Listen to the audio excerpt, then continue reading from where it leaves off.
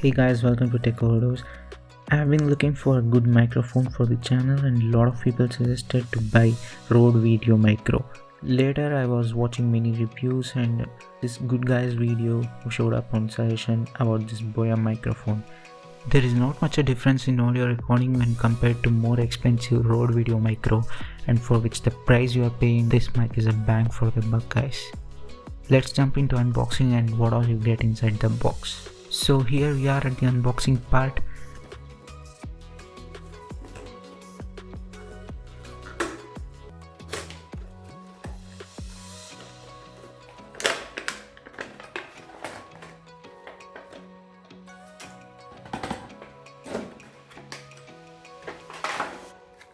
We get some instruction manual and we got a warranty card. It comes with two cables. This one is for the DSLR video recording and this cable is called the TRS to TRRS cable. Basically it is used for smartphones, tablets, laptops and external audio recorders. It has a separate 3.5mm pin for smartphone and microphone.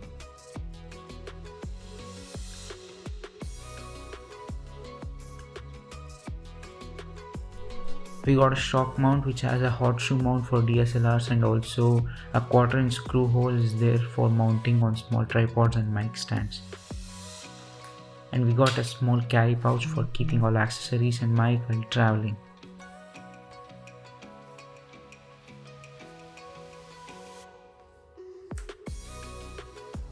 And then we have the mic itself with the wind muff attached.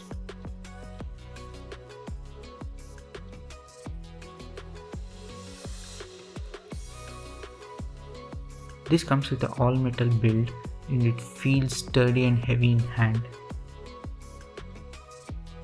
The build quality is shockingly impressive for the price paying for this, and honestly I was expecting it was a hard plastic.